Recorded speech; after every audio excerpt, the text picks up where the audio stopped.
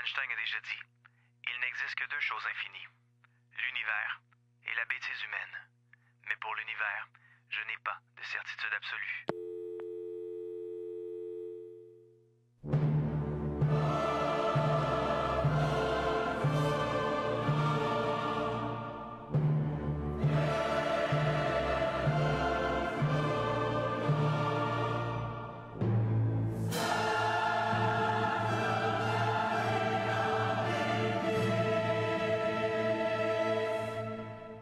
Cinq, 4, 3, 2, 1.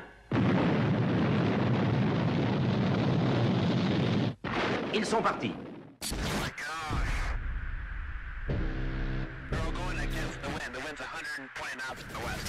Radio X-Files avec Christian Page et Marceau. Radio X. Bon vendredi, bienvenue sur les ondes de choix 98.1 Radio X. Mon nom c'est Yann Marceau, son nom à lui c'est Christian Page. Bonsoir! Salut Yannick! 30% d'augmentation d'écoute sur le web, 84 000 auditeurs qui nous écoutent sur le web de Montréal. On les salue, merci beaucoup d'être là. On va le dire, ça va bien les affaires, ça va bien les affaires. Oh, des auditeurs de Montréal. 84 000 auditeurs de Montréal, c'est la première fois que je vois ça. Normalement, c'est un 30, un 20, un 30, mais là, du 84 000... Bon, il y a peut-être un peu de François Legault là-dedans, là, mais il y a certainement du Christian Page. Comme le disait un illustre politicien du passé, Montréal, c'est ma ville. Comment vas-tu? Ça va bien, toi? Moi aussi, ça va bien, ça va bien. On est un peu sous tension dans les dernières semaines, de même que les auditeurs, j'imagine, parce qu'on a toujours peur que François Legault fasse une conférence de presse pour nous annoncer un prochain lockdown. Cela dit, jusqu'à maintenant, on y échappe, on continue de respecter les règles, mais ça fait peur. Et tu sais quoi, Christian? Des fois, je me réveille le matin et je me dis... Est-ce que je me réveille puis enfin, je ne serai plus dans ce fameux film de science-fiction où je suis depuis des semaines et des semaines et des semaines et des semaines? Effectivement, c'est une espèce de cauchemar qui s'éternise dans cette histoire de COVID-19. Mais Ouais. bon, on voit un peu la lumière au bout du tunnel. On a eu des bonnes nouvelles avec l'avènement des vaccins. Là. Bon, on sait que Santé Canada a autorisé le vaccin, tout ça. Tu sais. Bon, alors on peut supposer que d'ici quelques mois, on aura un semblant de vie normale qui va réapparaître progressivement. Enfin, on se le souhaite parce qu'éventuellement, moi je dois t'avouer, là, ça fait pratiquement un an qu'on est un peu confiné comme ça, 8-9 mois qu'on est confiné. Puis là, durant la période des fêtes, je sais que beaucoup de gens espéraient cette période-là pour pouvoir visiter amis et parents. Et là, on est encore une fois coincé chez soi. C'est pas l'idéal. Donc, bien sûr qu'on a hâte que tout ça se termine. Ouais. Et pour un freelance comme toi, parce que bon, t'es travailleur autonome, Oui. tu fais ta petite affaire, t'es avec nous le vendredi soir, t'écris des livres, ça doit être un peu inquiétant de savoir que tu peux pas rien budgéter, là, parce que tu sais pas si tes projets vont arriver ou non. Là. Écoute, c'est amusant que tu dises ça parce que moi, tu connais l'expression ne pas mettre tous ses œufs dans le même panier. Et moi, quand je me suis lancé comme travailleur indépendant, je me suis dit, je vais un peu comme, entre guillemets, diversifier mon produit. Hein. C'est-à-dire, bon, je vais faire de la radio, je vais faire des séries télé, je vais écrire des livres, je vais donner des conférences. Alors tu dis, quelle que soit la source, s'il y en a une qui tombe, bien évidemment, j'ai les autres. Malheureusement, avec l'affaire du COVID, je comprends que tout a été balayé. Il n'y a pas eu de production de télévision, hein, donc tous les projets que j'avais pour la télé ont été mis de côté. Tous les projets de livres, bon, bien sûr, j'ai mon livre sur les ovnis qui est sorti cet automne. J'en ai un autre qui est sorti au printemps, qui est passé presque dans le vide, parce que bon, on était au début du COVID, qui était dossier Mystère 3. Mais c'est vrai que pour le domaine de l'édition, même si c'est vrai que les livres se sont plutôt bien vendus durant la période COVID, hein, visiblement des gens se sont redécouvert le plaisir de la lecture, n'en reste pas moins que pour les auteurs, c'est très frustrant parce qu'on sort un livre, mais on ne peut pas faire de tournée de promotion, on ne peut pas parler du livre, les salons du livre ont été annulés, donc tu comprends, c'est une espèce de fenêtre, une tribune à laquelle on n'a pas eu accès, tous les auteurs, donc ça c'est très frustrant. Et puis bien sûr, il y a toute cette histoire de conférences, donc pas de conférences qui ont été données, encore là, j'aurais pu faire des conférences en fonction des livres qui ont été publiés, il y a tellement de choses à dire. Ouais. Malheureusement, rien de ça n'a été dit. J'aurais bien aimé faire une conférence. Là. J'aurais adoré faire une conférence sur les ovnis au Québec et raconter aux gens, au-delà de ce qu'on retrouve dans le livre, mes 25 ans au sein de cette communauté d'ufologues québécois avec des vertes et des pas mûres. Mais rien de ça n'est possible. Et bon, on peut anticiper que 2021 permettra de faire ça, mais c'est vrai que tout ça est très frustrant. Et même au niveau de la radio, on a eu au tout début de la crise du COVID, autant ça a été vrai pour les radios de Québec, en tout cas ça a été vrai pour Radio X, comme ça a été vrai également pour une autre radio sur laquelle je m'exprime à Montréal, qui est le 98.5. Justement, à cause de la fermeture des commerces, on a vu l'enveloppe budgétaire qui était consacrée à la publicité. Donc, tous les gens, tous les commerces qui mettaient des sous, par exemple, pour faire la promotion de leur commerce, de leur restaurant, bien évidemment, tout ça a fondu comme neige au soleil. Et comme les médias d'information, la radio, la télévision, dépendent de ces enveloppes-là, bien sûr, on a eu des restrictions. Et là, mais finalement, quel que soit mon champ d'activité, je me suis retrouvé quelque part hypothéqué à cause de cette fameuse crise du COVID-19. J'ai réussi quand même à tirer mon épingle du jeu. Donc, il faut quand même reconnaître que dans certains cas, ma situation était moins pire que des gens qui ont tout investi. Moi, j'essayais d'imaginer, tu sais, dans les années 90, j'ai eu un commerce, j'ai eu un restaurant à Montréal qui s'appelle le Café L'Insolite. Écoute, j'avais mis là-dedans tout mon cœur, tous mes sous. Tu comprends, on a investi là-dedans. On espère que tout ça va fonctionner. Puis il y a probablement des gens, que tu as mentionné, les auditeurs qui nous écoutent à Montréal. Peut-être que certains d'entre eux vont se rappeler ce Café L'Insolite qui était toujours bondé. J'organisais des activités. Ça fonctionnait très bien. Malheureusement, j'avais choisi une rue où il n'y avait pas de stationnement puis qui était davantage piétonnière. C'était la rue du Lutte à Montréal. Écoute, il y a des soirs, là, je me rappelle, les vendredis soirs et les mercredis soirs, entre autres, et les samedis soirs aussi, j'organisais des activités. Notamment, c'était le mercredi soir où je recevais toujours ce qu'on appelle les mancies. Donc, les mancies, c'est la lecture des lignes de la main, les cartes, les auras, tout ce que tu voudras. Moi, j'y crois pas, mais tu comprends, j'avais un café, je voulais organiser des activités et permettre aux gens à la fois de faire l'expérience de ces événements-là, mais en même temps d'en discuter. Et pour les gens qui sont dans le commerce de la restauration, malgré que moi, c'était quand même un petit café, c'est quand même très prenant. On est là 7 jours semaine, du matin au soir. C'est très, très prenant. Et c'est un peu la raison pour laquelle, éventuellement, j'ai quitté cet univers-là, parce que je n'arrivais plus à me consacrer à ma carrière de journaliste. Je pouvais plus faire de la télé. Je pouvais plus rien faire. J'étais littéralement coincé dans mon commerce. Mais malgré ça, ce que je voulais dire, c'est que les mercredis, là, donc, ces soirées mancies, là, les lignes de la main, les cartes, le tarot, ça fonctionne très, très bien. Les gens aiment ça, les gens sont curieux, puis en même temps, on peut comprendre pourquoi il y a un tel engouement pour ça, parce que dans le cas des mancies, c'est toujours une discussion à la première personne, c'est je. Donc, tu rencontres la tireuse de cartes, tu rencontres la personne qui va lire dans tes lignes de la main ou dans ton aura. Le discours se fait à la première personne. C'est il va t'arriver ceci. Donc, ça te concerne toujours toi. Et on est toujours un petit peu égoïste. On aime ça quand l'information nous concerne. Mais écoute, parce que j'avais choisi une rue piétonnière, tout le monde connaît les problèmes de stationnement à Montréal et aussi un peu dans le centre-ville de Québec. Là. Donc, les problèmes de stationnement, les gens, le café était bondé, mais les gens arrivaient dans le café, ils étaient déjà un peu en furie parce que là, ils rentraient en me disant « Ah, ça fait 45 minutes que je me cherche un stationnement. » Tu comprends? Donc, ça commence mal ta soirée. Là. Tu sais, toi, tes accueils, bonjour, bienvenue au Café de l'Insolite. Mais finalement, les gens sont un peu de mauvaise humeur.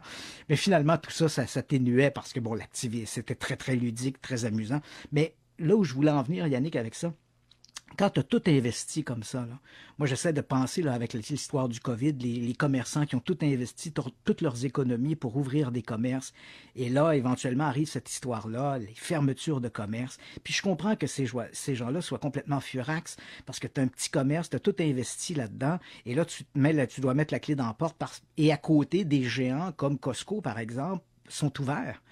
Tu Tu sais, et en même temps, je comprends, le gouvernement veut pas, et on peut pas faire des règles pour chaque commerce indépendant. Tu dis, bon, ben, ce commerce-là, par exemple, Costco, parce qu'il vend de la nourriture, il est jugé essentiel, alors que l'autre commerce d'à côté, qui n'est pas dans la même classe, ne sera pas jugé essentiel, mais ce petit commerce, lui, malheureusement, il doit fermer au détriment du géant qui est à côté. Je comprends toutes les frustrations que ça met, et moi, je dois t'avouer, Yannick, que quand j'avais mon commerce, mon restaurant, je mettais tout mon âme là-dedans. Écoute, si j'avais dû mettre la clé comme ça là, dans la porte parce que il y a l'histoire de COVID en retournant chez moi, j'avais vu un truc genre Walmart ou Costco d'ouvert, j'aurais été tout à fait furax et je peux comprendre la position des commerçants. Mais malheureusement, comme je l'ai dit, le gouvernement prend des décisions. Il ne peut pas faire des exceptions, des lois d'exception pour chacun des commerces. Et qu'est-ce qui guide des fois les décisions gouvernementales? Ben, parfois, on n'est pas tout à fait dans les arcanes du gouvernement. Donc, il y a des choses qui nous échappent. Mais je peux comprendre parfaitement la frustration. Et moi, bon, comme on dit, je me plains un peu le ventre plein parce que j'ai quand même réussi, avec mes activités, à tirer mon épingle du jeu, alors que d'autres commerces, visiblement, vont continuer de pâtir pendant encore de longues semaines, sinon de longs mois, de ce qui s'est produit avec cette histoire de COVID. Un jour, tout ceci ne sera qu'un vieux rêve, et lorsque nous serons vieux, on racontera cette histoire à nos petits-enfants, et ils diront « Papa, t'exagères. Grand-papa, t'exagères. » Ça devait pas être si pire que ça. Ah, voyons. Encore des histoires du grand-père. Ah ouais, il exagère toujours. Donc ce soir, on se change les idées. En ce vendredi 11 septembre 2020, on parle de l'étrange caveau Chase. Oui, c'est une histoire qui est tout à fait fantastique. Tu sais, moi, quand je parle des énigmes, hein, que ce soit les ovnis, les fantômes, tout ça, le type d'énigme qui m'intéresse le plus, ce sont les énigmes de l'histoire, les énigmes historiques. Hein, qui était Jack l'Éventreur, bon, tous ces genres de trucs-là pour lesquels on n'a pas vraiment d'explication. L'homme au masque de fer, la comtesse Bathory, Gilles de Rais dont on a parlé. Et ce soir, je vais te présenter une énigme qui m'a fasciné, à un point tel que je me suis rendu sur place. Et en cours d'émission, on va mettre durant la pause, avant d'arriver au caveau Chase, je vais mettre sur le site Facebook de Radio X, je vais mettre des photographies que j'ai prises à l'extérieur et à l'intérieur du caveau Chase. Donc, les gens qui écouteront notre petite capsule audio pourront avoir également une référence visuelle pour voir de quoi il est question quand on parle de ce caveau Chase. Mais pour te le résumer en quelques lignes, c'est un caveau qui se trouve à la Barbade et au tout début du 19e siècle, il y a eu une série d'inhumations dans le caveau et de façon mystérieuse, on constatait que les cercueils placés dans le caveau se déplaçaient. Et on n'a jamais trouvé, on reviendra sur on n'a jamais trouvé, mais enfin, l'histoire a été relayée comme ça dans les journaux locaux. Et aujourd'hui, je pense que tous les ouvrages en bibliothèque qui parlent des grandes énigmes de l'histoire ont tous quelques pages à consacrer à l'histoire du caveau Chase, qui est vraiment une histoire extraordinaire. Et ça me plaît de dire que j'ai quand même contribué à la découverte de documents à propos de ce caveau Chase qui, jusqu'à maintenant, qui était tout à fait inconnu des chercheurs. Donc, lorsque je me suis rendu à la Barbade, j'ai pu consulter les archives de Bridgetown, qui est la capitale, et en fouillant avec les archivistes là-bas, on a déterré 2 documents qui sont assez importants dans l'histoire du caveau Chase, qui, là aussi, je mettrai en ligne sur le site de Facebook de Radio X dans le courant de la soirée pour que les gens puissent s'y référer.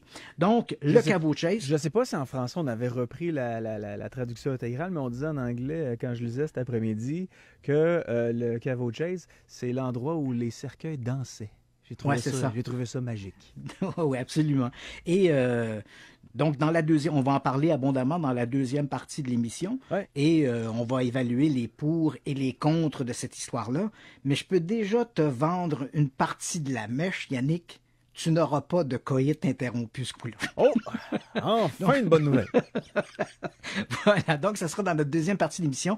Et bien sûr, durant la pause, entre le bloc d'actualité et le retour en ondes, je mettrai ces fameuses photographies pour que les gens puissent s'y référer, pour avoir une bonne vision de quoi il est question lorsque l'on parle du caveau Chase. Ce soir, chérie, on ira jusqu'au bout.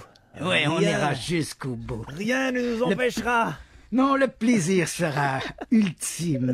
Voilà. Actualité éphéméride de la semaine, on parle des surprenantes déclarations de Haim Esch. Oui, ça c'est quand même surprenant. Écoute, cette semaine, dans l'actualité insolite, il y a des hauts et des bas, mais parfois on a droit à des coups de circuit, et cette semaine, on en a eu un de ces coups de circuit. Écoute, je te présente le bonhomme. Il s'appelle M. Eshed.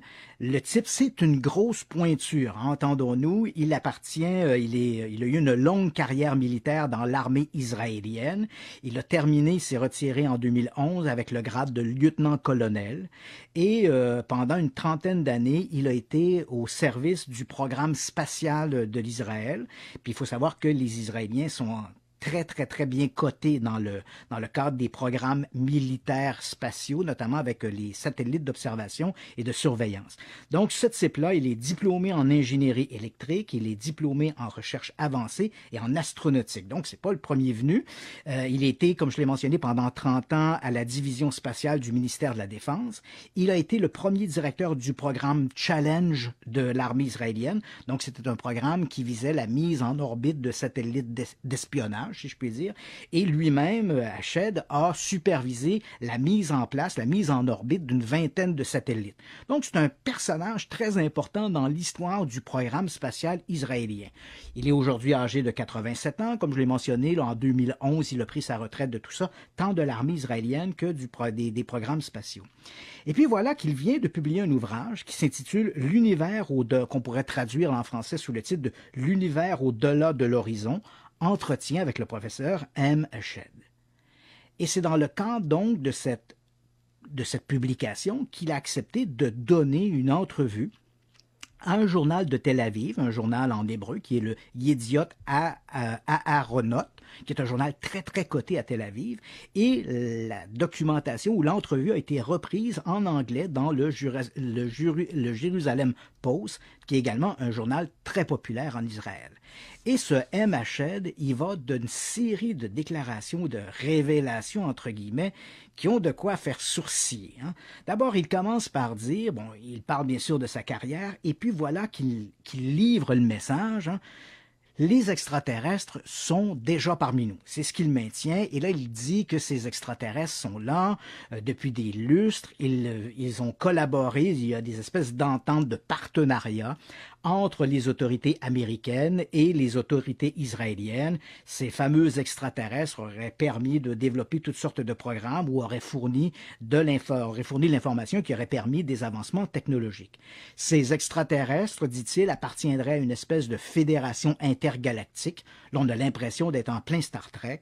Et là, il dit que ces extraterrestres et ces militaires, américains ou israéliens, travailleraient ensemble à un programme qui viserait de la transformation du tissu spatial. Donc, transformer le tissu spatial, pour te faire un exemple simple, ça permettrait, si on pouvait contrôler le tissu spatial, on pourrait se déplacer de manière quasi instantanée d'un point A à un point B dans l'univers, et ce, de façon quasi instantanée. Ça pourrait même permettre, éventuellement, le voyage à travers le temps. Là, donc, ce M. Eshed nous dit les extraterrestres et les humains travaillent à ces programmes-là, mais attention, ils ne travaillent pas à ce programme-là dans une base secrète dans la zone 51 ou quelque part dans le Suffolk en Angleterre. Non, non, non. Ces gens-là auraient installé une base sur la planète Mars et ces gens-là, ces employés, entre guillemets, extraterrestres et américains, travailleraient donc dans cette base à mettre de l'avant ces différents projets.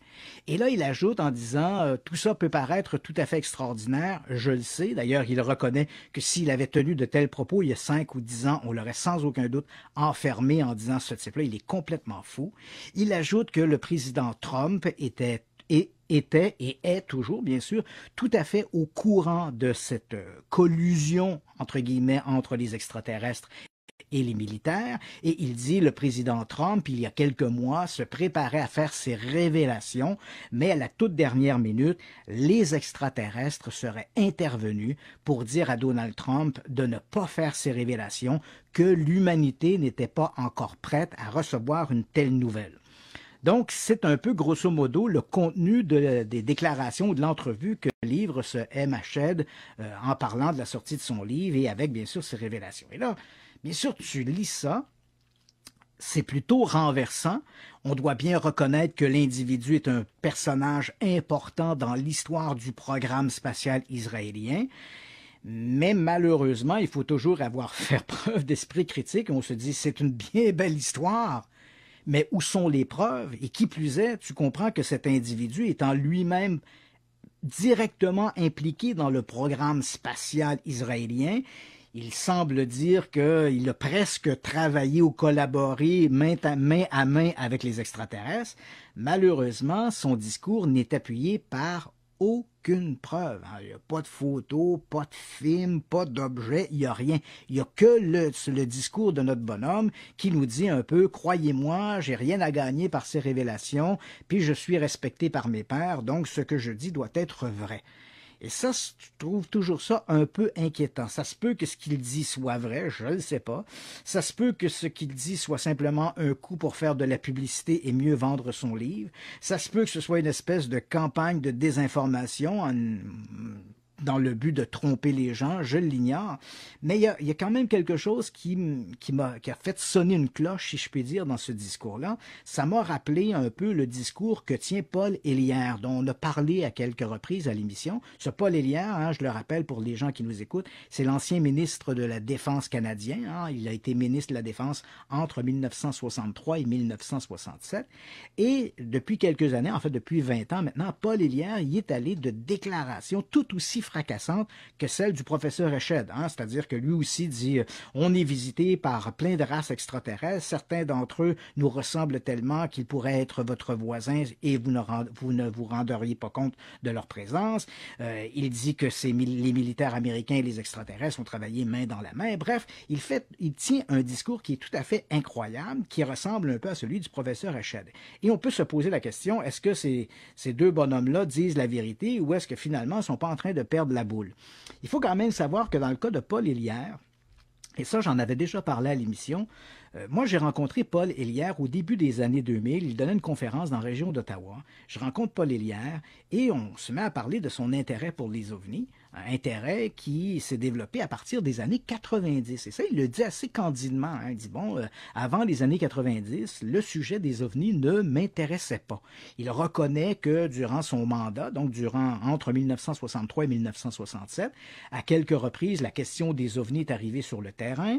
Même une fois, Paul Hélierre a été directement questionné en chambre à Ottawa suite à un incident d'ovni canadien spectaculaire, une observation qui s'était produite en mai 1967 à Falcon Lake, au Manitoba, où un citoyen avait été littéralement brûlé par un ovni. Il s'était approché de l'objet, avait touché l'objet, et l'objet avait lancé une espèce de bouffée de gaz brûlant qui avait mis le feu aux vêtements de notre bonhomme en question, un type qui s'appelait Stephen Michalak, et Michalak a dû se rouler dans l'herbe pour éteindre le feu. Cette histoire-là a suscité tellement d'intérêt de la part des autorités qu'il y a eu une triple enquête, dont une menée par les Forces armées canadiennes, une menée par la Gendarmerie royale et une autre menée par des enquêteurs du projet Blue Book aux États-Unis. Donc tu vois l'intérêt qu'avait suscité cette histoire. Ça avait rebondi en chambre. Les gens se questionnaient. Qu'est-ce que l'on sait à propos des ovnis? Est-ce qu'il faut craindre les ovnis?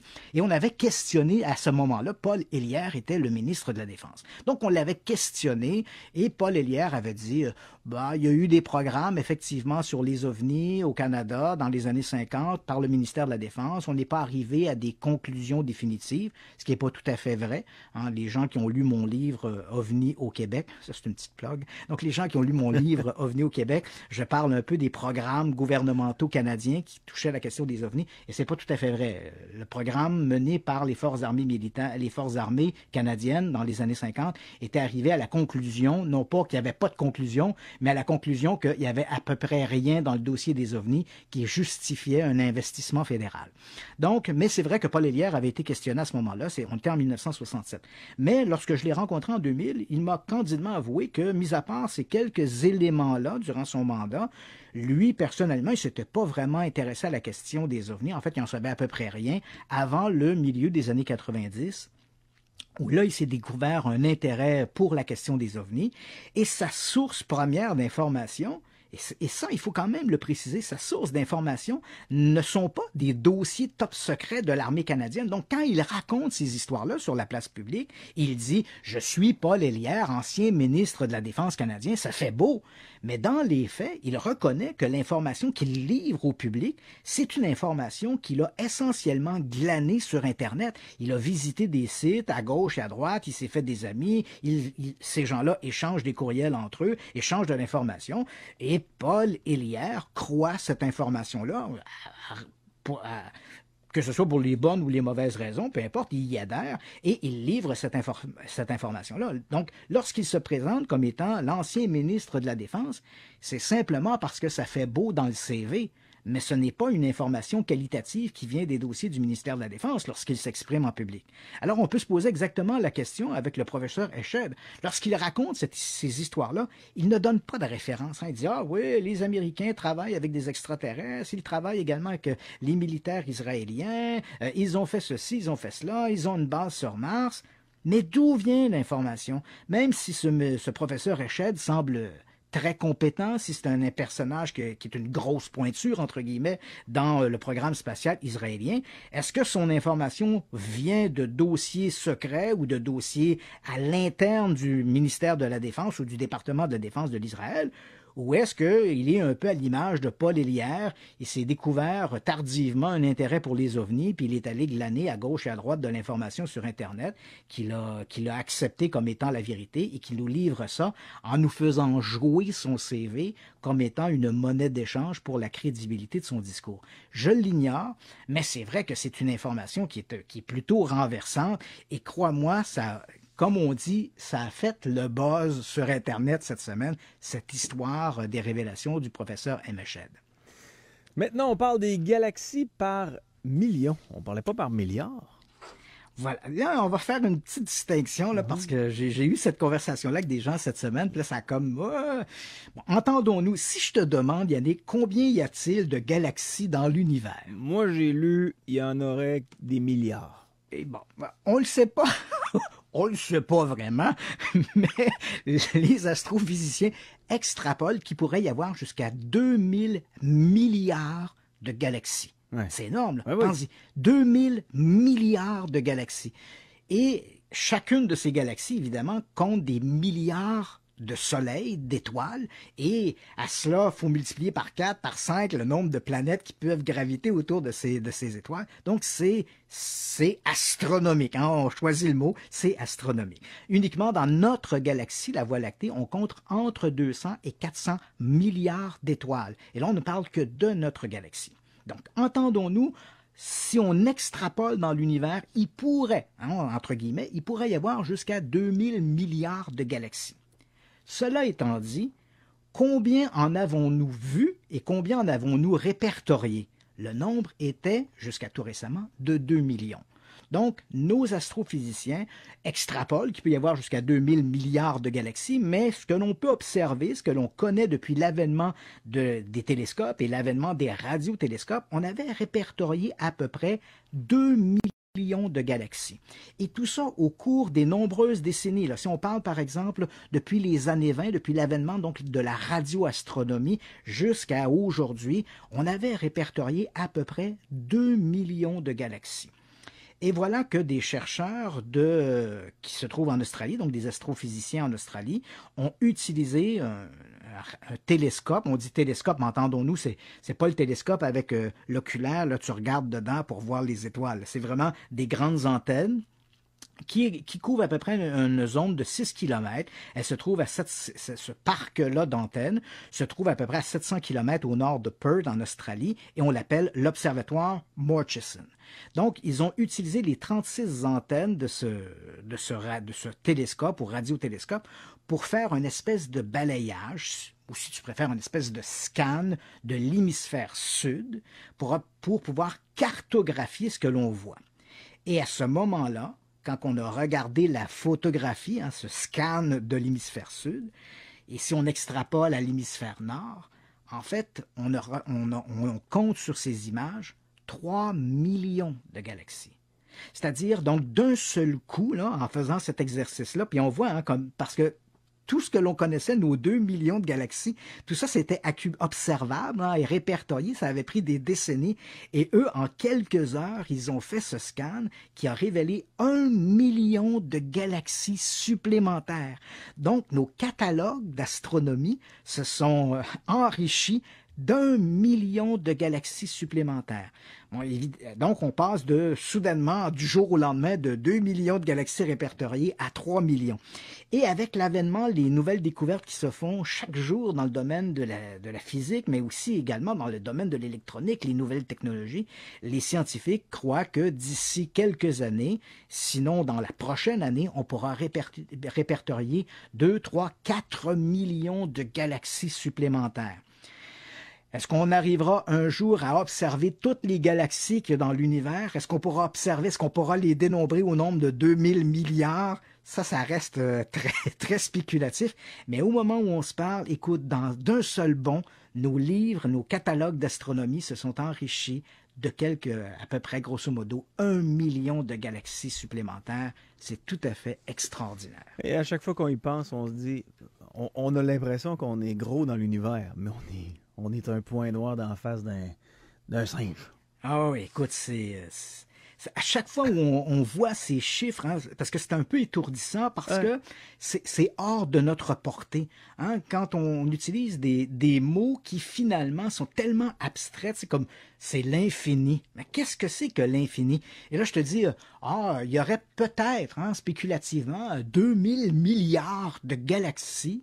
On en a répertorié jusqu'à maintenant 3 millions. Chaque galaxie contient, si on prend par exemple la Voie lactée, entre 200 et 400 milliards d'étoiles. Écoute, ce sont des chiffres vertigineux et c'est très difficile de pouvoir avoir une image globale de tout ça et de pouvoir se situer dans cet univers-là. C'est quand même tout à fait incroyable. Et jusqu'à quand? Comment ça fonctionne quand un scientifique émet une hypothèse et que cette hypothèse-là est reprise par tout le monde? Parce que c'est assez facile de dire « il y aurait 100 milliards de galaxies dans l'univers. Il y aurait 200 milliards de galaxies dans l'univers. » Est-ce qu'il y a consensus? Comment ça fonctionne? Absolument pas. Si on regarde, par exemple, combien y a-t-il de galaxies dans l'univers? Pour arriver à ce chiffre du 2000 milliards, c'est un chiffre, évidemment, qui est très spéculatif. On s'entend tous là-dessus. La façon dont les scientifiques ont travaillé, ils se sont dit, voilà, dans un espace donné dans l'univers, combien y a-t-il de matière? Donc là, on regarde la matière qui est là, et plus on va vers le centre de l'univers, plus la matière semble comprimée, si je puis dire. Elle semble plus soutenue. C'est un peu comme, j'ai souvent donné l'exemple, un peu comme une grenade qui explose. Si on tient, puis on est toujours dans le domaine spéculatif et de l'hypothèse. Si l'univers est apparu dans un Big Bang, qui est actuellement l'hypothèse qui domine, c'est pas la seule hypothèse, puis entendons-nous, il y en a d'autres, puis cette hypothèse-là, elle est controversée, mais l'hypothèse qui domine dans le domaine de l'astrophysique, c'est l'idée du Big Bang. Donc le Big Bang, pour essayer de se faire une image, là, c'est quand même très grossier, je sais, c'est très schématique, mais imaginons une grenade qui explose, et là, les débris s'éloignent du point d'explosion. L'univers pourrait ressembler un peu à cette image. Donc, on avait au centre, à un moment donné, de la matière, et cette matière-là, elle a explosé, créant le vide autour d'elle et créant, bien sûr, ces débris de matière qui s'éloignent les uns des autres. Donc, tu comprends, si on pouvait figer le temps, plus tu vas t'approcher du point d'explosion de ta grenade, évidemment, plus les éclats sont rapprochés les uns des autres, et plus tu t'éloignes, plus les débris sont éloignés les uns des autres. L'univers ressemble un peu à ça, et ce phénomène d'expansion, donc ces débris qui s'éloignent les uns des autres, il est toujours observable aujourd'hui, et c'est en fait l'un des fondements de l'hypothèse du Big Bang. Parce qu'on voit ces débris qui s'éloignent les uns des autres, on suppose qu'à un moment donné, ils devaient être tous comprimés ensemble. Et donc, si on prend dans cet univers, on prend une zone particulière et on regarde la quantité de matière qu'il y a dans cette zone-là, et on se dit, on extrapole en se disant, l'univers, cette explosion originale, a dû se produire il y a à peu près 14 milliards d'années.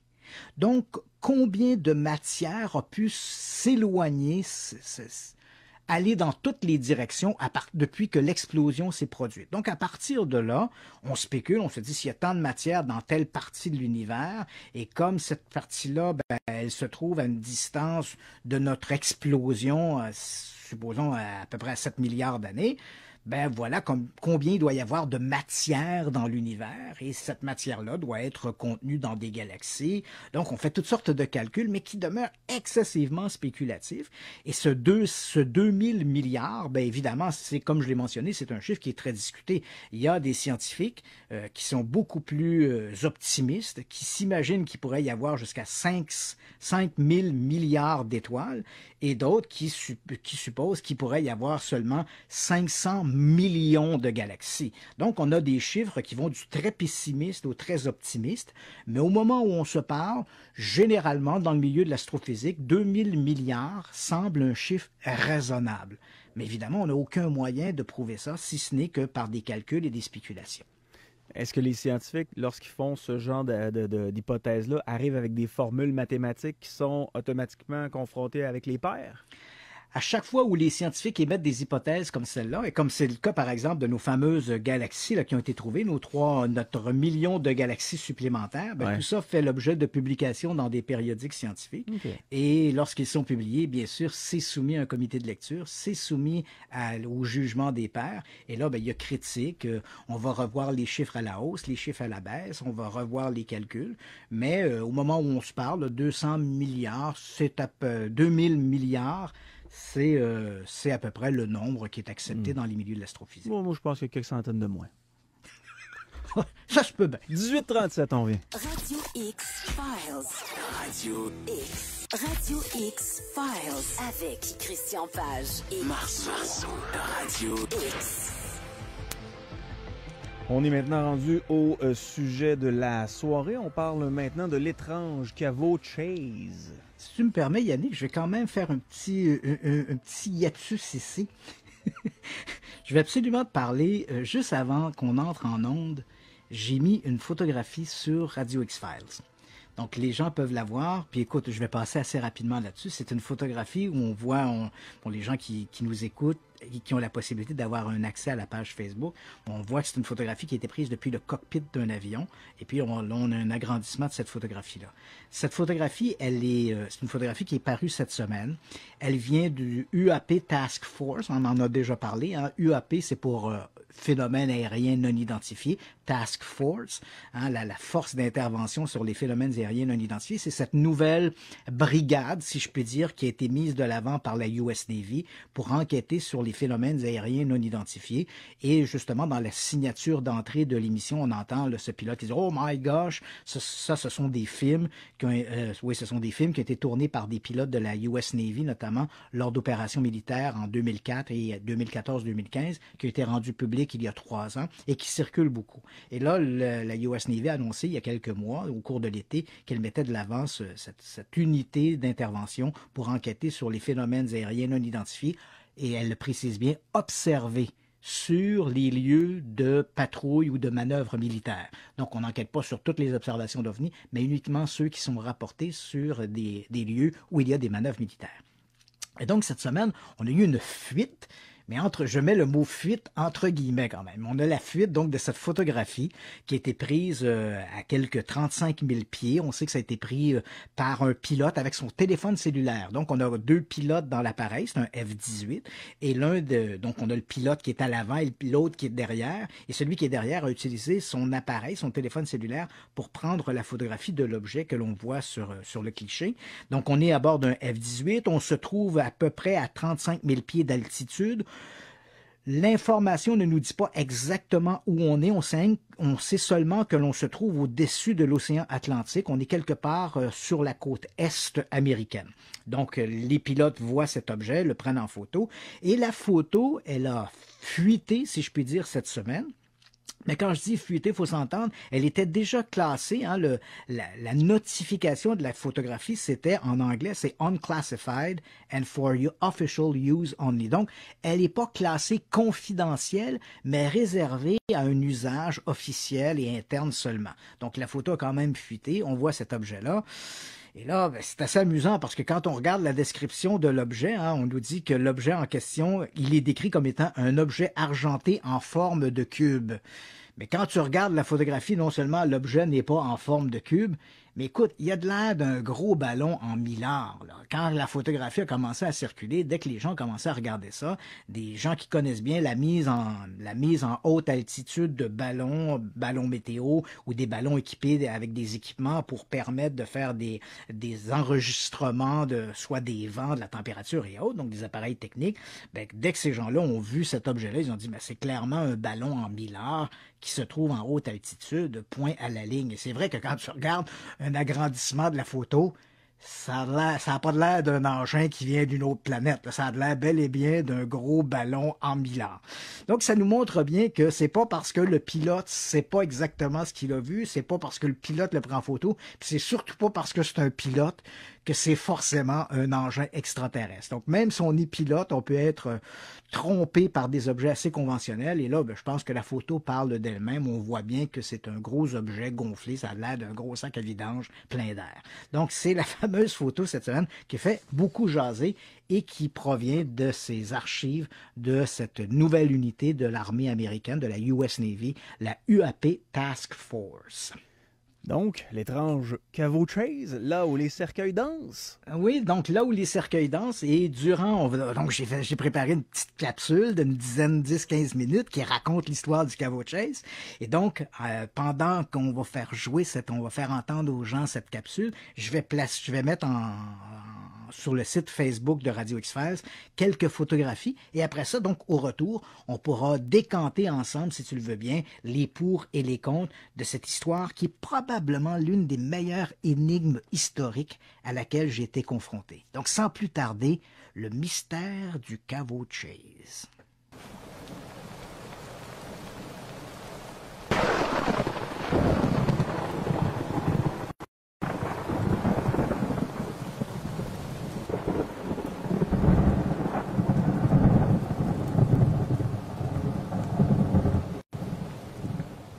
Le 9 août 1812, une nouvelle cérémonie d'inhumation se tient au caveau de la famille Chase, une riche famille de planteurs de Christchurch à la Barbade.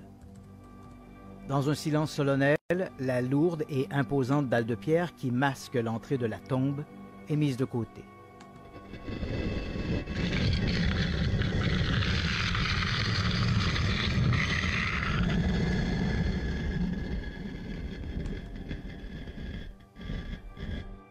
Lentement, un à un, les porteurs s'engagent dans les 3 passages menant à la chambre souterraine.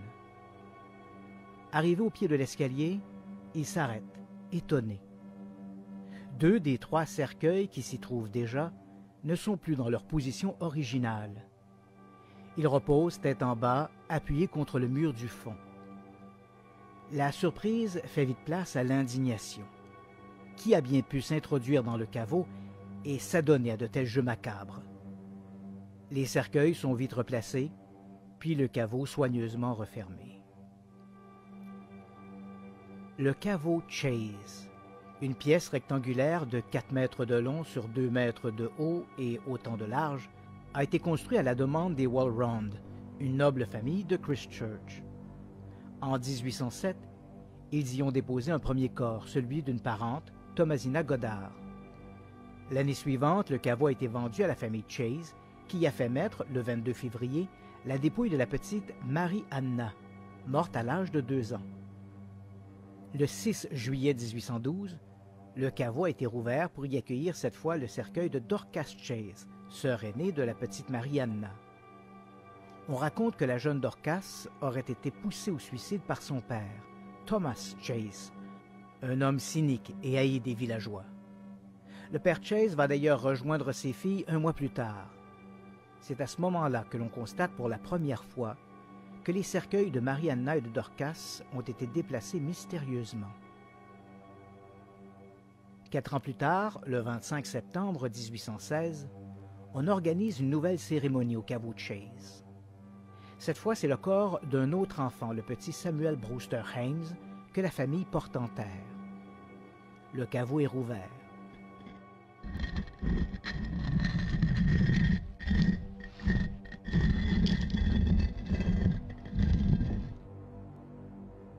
Stupéfaction. Les cercueils de Thomas Chase et de ses 2 filles ont été déplacés. Curieusement, celui de la vieille Madame Goddard ne semble pas avoir été dérangé. La première réaction en est une de rage. Il y a fort à parier, disent certains, que ce remue-ménage est l'œuvre de profanateurs noirs. Tous ont encore fraîchement en mémoire cette révolte chez les esclaves africains qui, 5 mois plus tôt, a entraîné une répression sanglante. Peut-être cette profanation du caveau est-elle l'œuvre d'insurgés en quête de vengeance? Mais à la rage, l'étonnement fait bientôt place. Si les cercueils des 2 jeunes filles sont faciles à déplacer, il en va autrement de celui de Thomas Chase.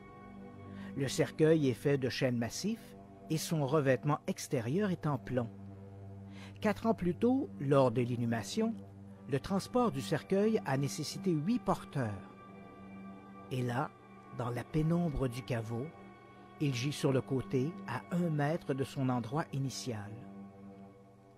Comment des vandales, au moins 8, auraient-ils pu pénétrer dans le caveau et faire tout ce remue-ménage sans laisser la moindre trace d'effraction?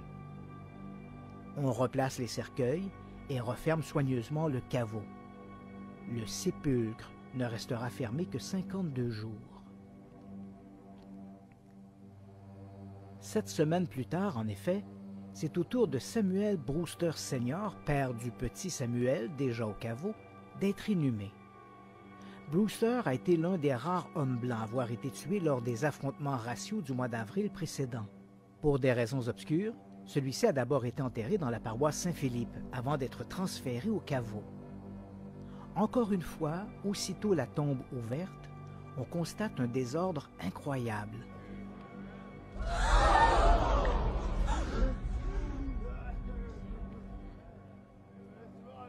Certains cercueils ont été renversés, d'autres reposent tête bêche. Seul celui à moitié pourri de Madame Godard n'a pas bougé. Les autres ont été éparpillés dans la chambre funéraire comme un vulgaire paquet de cartes. Et à l'instar des précédentes visites, aucune trace d'effraction n'est apparente. L'inquiétude gagne rapidement les habitants de la région. Pour la population blanche, il ne peut s'agir que de l'œuvre de vandales. Pour la communauté noire, par contre, seule l'intervention des forces maléfiques peut expliquer les étranges événements du caveau Chase. Plus pragmatique, le révérend Thomas Orderson, prêtre de Christchurch, propose une investigation sérieuse du caveau. Après tout, si des forces maléfiques sont à l'œuvre dans sa paroisse, il se doit d'en être le premier informé. Accompagné d'un magistrat et de 2 autres paroissiens respectés, il se rend au sépulcre. Orderson ne cache pas son scepticisme devant ces histoires de malédiction. Il doute également que des membres de la communauté noire puissent être responsables de tels méfaits. Peut-être, théorise-t-il, l'eau s'infiltre-t-elle dans le caveau et déplace-t-elle les cercueils qui s'y trouvent? Les murs, le plafond et le sol sont minutieusement examinés. On cherche un indice, une trace de moisissure, quelque chose qui pourrait expliquer le pourquoi de l'énigme. On ne trouve rien. Le caveau est parfaitement sec et vierge de toute fissure. Déçu, l'ecclésiastique se contente d'assister à la remise en place des cercueils et à la fermeture du caveau. Les curieux devront attendre presque 3 ans avant la réouverture du sépulcre. Le 7 juillet 1819, la défunte Thomasina Clark, une lointaine parente de la famille Chase, est conduite au caveau. La dépouille est précédée d'un important cortège. S'y trouve notamment le gouverneur de la Barbade, Stapleton Cotton, dit Lord Combermere, son aide de camp, le commandant de la garnison et à peu près tous les représentants du clergé de l'île. Tous veulent savoir: les cercueils ont-ils été déplacés? L'ouverture du caveau pose un problème. Quelque chose bloque l'entrée. Un objet interdit aux ouvriers d'introduire les leviers servant au déplacement de la dalle de pierre. Les fossoyeurs mettront de longues minutes avant d'identifier l'obstacle. Le cercueil de feu Thomas Chase.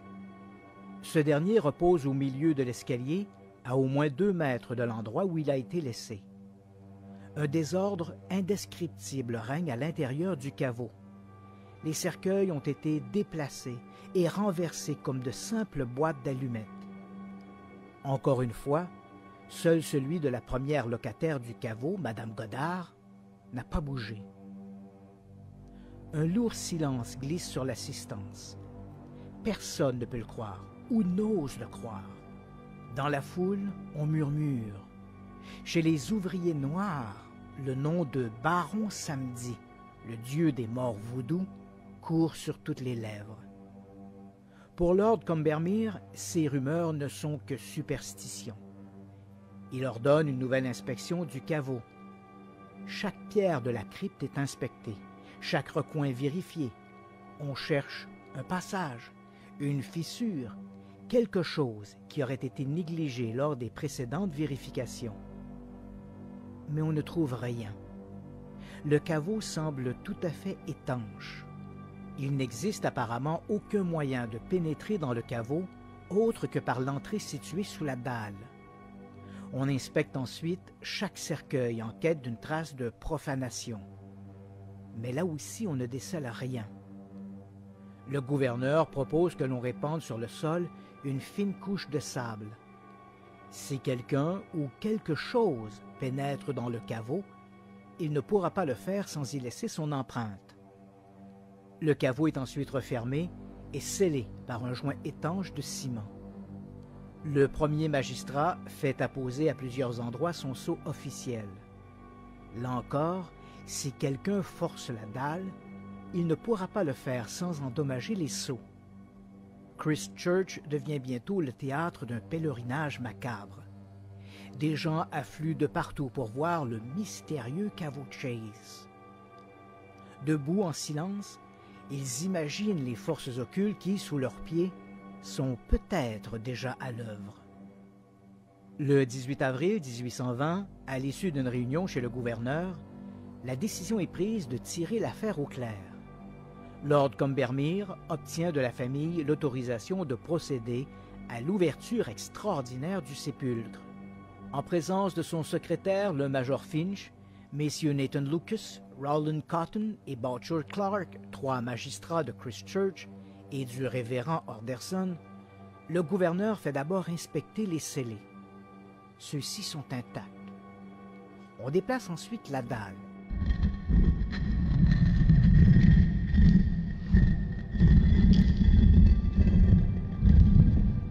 Un à un, les hommes se glissent dans la pénombre de la crypte. C'est le chaos. Les cercueils, sauf encore une fois celui de Madame Godard, gisent renversés, retournés, comme si des mains invisibles s'étaient amusées à les balancer au travers de la pièce. Sur le sol, la couche de sable est demeurée vierge. Aucune empreinte, aucune trace d'inondation. Rien qui permettrait de comprendre pourquoi les cercueils se baladent ainsi. Par acquis de conscience, Lord Combermere commande un nouvel examen minutieux de la crypte.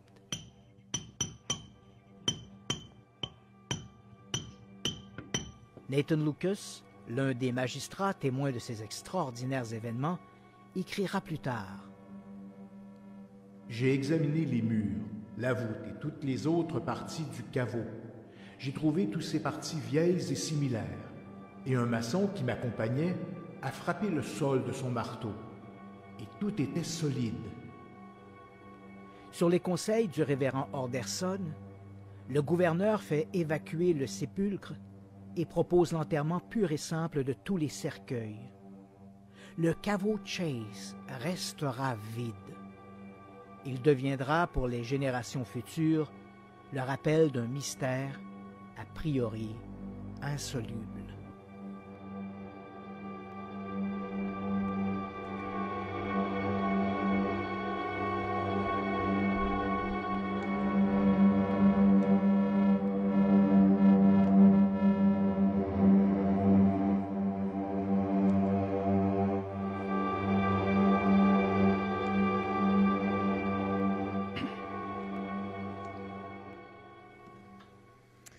Quelle histoire! Et du coup, t'es passé maître dans l'art du sound FX. J'aime ça mettre ces petits bruits-là. C'est toujours un peu amusant. Ouais, Hein? la musique est tellement angoissante, là, on embarque dans ton histoire. Ben, c'est ça qui est l'objectif. Hein? C'est ça qui est l'objectif. Ouais. Donc, cette histoire, comme tu as pris à en prendre conscience, c'est une histoire tout à fait extraordinaire. Hein? Cette idée que dans le caveau, les cercueils qui étaient en place se déplaçaient. Alors, on peut se poser la question, bon, qu'est-ce qu'il y a de vrai là-dedans, qu'est-ce qu'il y a de pas vrai, quels sont les pour et quels sont les contre? On va commencer tout de suite, si tu le veux bien, avec les contre. Le premier contre que moi j'ai découvert en fouillant les archives, c'est que cette histoire-là n'apparaît qu'en 1824, alors que les événements datent de 1820. Donc, les événements sont au moment où le premier récit apparaît, et le récit, il est celui de Nathan Lucas, hein, un de ceux qui étaient dans le caveau, qui a inspecté le caveau, qui était avec Lord Combermere. Et c'est lui d'ailleurs dont on entend la voix un peu avec un écho là, qui raconte et dit « J'ai frappé chacune des pierres, tout était vierge, il n'y avait pas de fissure, il n'y avait rien. » Donc, lui fait un compte-rendu de ces événements-là, mais on est en 1824 alors que les événements remontent déjà à 1820, donc 4 ans plus tôt. On peut bien sûr se poser la question si ces événements-là étaient aussi spectaculaires qu'ils sont racontés, parce que tu comprends que l'histoire que j'ai racontée là, dans cette petite capsule, c'est l'histoire telle qu'on la retrouve dans la littérature. Hein. De façon générale, quand on raconte cette histoire-là, c'est de cette manière-là qu'on la raconte. Mais bien sûr, il y a des petits éléments là-dedans qui sont un peu tirés par les cheveux ou un peu extrapolés, puis on va revenir là-dessus. Mais le premier élément, c'est que le récit apparaît en 1824, 4 ans après les événements. Et on peut se demander si lors des précédentes ouvertures du caveau, à chaque fois les cercueils s'étaient déplacés, pourquoi est-ce qu'on n'a pas de récit écrit de ces événements-là antérieurs à cette première narration, cette première écriture de l'histoire qui date 4 ans après les événements, donc ceux écrits par Nathan Lucas. Donc ça, c'est un trou dans l'histoire que les historiens vont eux-mêmes s'arrêter là-dessus en disant ça, c'est quand même étrange parce que quand on regarde les événements de l'histoire, lorsque les gens avaient tendance à cette époque à tout mettre par écrit. Donc, l'ouverture du caveau en 1819, par exemple, lorsqu'on a constaté les premiers mouvements, on devrait quelque part retrouver un écrit, un compte-rendu de ça, et on n'a rien. Donc, ça, c'est l'élément contre. Mais à partir de là, Yannick, j'avoue que, bon, moi, j'y suis allé au caveau Chase. Les photographies que les gens peuvent voir sur le site de Radio X, je ne sais pas si tu es allé les voir, Yannick. Oui. Ce sont des photos que j'ai prises moi-même. Et on va revenir, je les ai numérotées parce qu'il y en a quelques-unes là-dedans qui méritent une attention particulière. Donc, on voit à quoi ressemble le caveau de l'extérieur. Et là, on parle de photographies que j'ai prises. On est à peu près, de mémoire, je crois que c'est en 1997 ou 1998. Malheureusement, j'ai vu des photographies qui ont été prises plus récemment du caveau. Et il est très endommagé. Hein. Il a été, au cours des dernières années, les piliers que l'on voit autour du caveau ont tous été renversés. Une partie du couvert du caveau a été vandalisée. Donc, c'est très malheureux que ce soit passé comme ça. Mais bon, bref, les gens voient le caveau et vous comprendrez, si vous vous référez aux photographies, que là où se trouve l'entrée, on voit qu'il y a une espèce de bordure. Cette bordure-là, elle était autrefois complètement recouverte par une dalle de pierre. Et c'est cette dalle-là qu'on déplaçait, qu'on ouvrait pour pouvoir accéder au caveau. Donc, en dehors du fait que l'histoire apparaît seulement le premier récit que l'on a, ça ne veut pas dire qu'il n'y en a pas eu avant, hein, mais le premier récit qui a été conservé de cette histoire-là date de 1824, alors que les événements sont un peu antérieurs de 4 ou 5 ans. C'est, ce que moi j'ai trouvé, c'est le seul véritable élément faible. Les éléments pour sont beaucoup plus parlants. Le premier élément pour, c'est que le caveau, il est vide. Donc, il faut se rappeler que ce caveau-là, d'ailleurs, on a une photographie, j'ai mis sur le site une photographie où on voit bien le dessus du caveau, ouais. Et on voit c'est marqué « The Chase Vault hein, », c'est le caveau Chase. Ce caveau-là, il est enregistré d'ailleurs, on retrouve dans les archives de la paroisse que le caveau était bel et bien la propriété de la famille Chase. Or, le caveau, il est vide. Et s'il est vide, ça veut donc dire que les corps qui ont été mis là ont été enterrés. Donc, on a que quelque part, les autorités ecclésiastiques de la paroisse ont demandé l'exhumation des tombes pour les enterrer ailleurs. Et ça relève presque de la profanation que de vider le caveau. Il n'y a pas de raison qu'on l'ait fait en dehors de celle rapportée par Nathan Lucas, à savoir que les tombes se déplaçaient elles-mêmes. Il y a des gens qui se sont posé la question, puis je vais revenir un peu plus tard avec ça, et notamment parmi les gens qui se sont posé la question, c'est est-ce que le caveau a déjà eu des tombes? Il est vide, mais peut-être qu'il a toujours été vide. Et c'est d'ailleurs un argument qui avait été proposé par un sceptique américain qui s'appelle Joseph Nichol, qui écrit plusieurs ouvrages qui sont très sceptiques sur les phénomènes paranormaux. Il fait un travail assez bien. Je te dirais que si tu veux lire un bon livre assez critique sur les phénomènes paranormaux, Joseph Nichol est une bonne référence, mais il fait parfois un petit peu les coins ronds. Puis, comme je l'ai mentionné, on va revenir là-dessus parce que j'ai rencontré Nichol, puis on avait parlé de l'histoire du caveau de Chase, puis tu vas être un peu surpris. Mais moi, quand j'y suis allé, l'une des hypothèses qui était proposée, notamment qui était entretenue par Joseph Nichol, c'est qu'il n'y a peut-être jamais eu de tombe, jamais eu de cercueil dans le caveau de Chase. Et jusqu'à maintenant, au moment où moi j'y suis allé, je n'avais jamais vu d'acte d'inhumation. Tous les gens racontaient l'histoire que j'ai racontée dans la petite capsule, mais qu'est-ce qui nous prouve que ces gens-là ont réellement été mis en terre? Bien sûr, on a ce compte-rendu de Nathan Lucas qui raconte que des cercueils ont été mis là, mais est-ce qu'on a des preuves de ça? Et jusqu'à ma visite en 1997 ou 98, on n'en avait pas. Et moi, j'en ai trouvé. Je me suis rendu au bureau de Bridgetown, là où sont les archives nationales. J'ai eu quand même de l'aide. Les gens qui étaient là-bas étaient prévenus de mon arrivée. On est arrivé là, on a passé un après-midi, on a décanté plein de boîtes et on a trouvé 2 documents qui sont assez extraordinaires et que les gens, j'en ai mis un d'ailleurs sur la page en question. Les 2 documents extraordinaires, le premier, ce sont les actes d'inhumation. On les avait jamais vus avant. Et ce n'est pas vraiment des actes d'inhumation, ce sont des registres, les registres d'inhumation. Et pour la première fois, j'ai vu les registres d'inhumation, j'en ai tiré une copie de ça. Donc, on sait sans aucun doute que le 31 juillet 1807, on a mis le corps bel et bien de Madame Thomasina Goddard, la première locataire du caveau, celle dont, selon le récit, le cercueil ne bouge jamais. Et ensuite, on a les membres de la famille Chase. Mary Anna Maria Chase, le 22 février 1808, Dorcas Chase, le 6 juillet 1812, Thomas Chase, le 9 août 1812, Samuel Brewster Hames, le 25 septembre 1816, Samuel Brewster père, le 17 novembre 1816, et la dernière locataire, Thomasina Clark, le 7 juillet 1819. Ce que je te dis là, ça vient pas d'un livre, c'est pas une lecture comme ça d'un ouvrage acheté au coin de la rue. Ce sont les actes d'inhumation tels qu'ils sont dans les registres de la paroisse de Christchurch. Il n'y a aucun doute qu'au début du 19e siècle, des cercueils ont été placés à l'intérieur du caveau. Pourquoi ne sont-ils plus là aujourd'hui? S'il faut en croire Nathan Lucas, c'est parce que les cercueils se déplaçaient. Deuxième élément que j'ai trouvé, et les gens peuvent voir ce document-là sur la page Facebook de Radio X-Files, j'ai retrouvé le dessin original qui avait été fait par Nathan Lucas sur le mouvement des cercueils.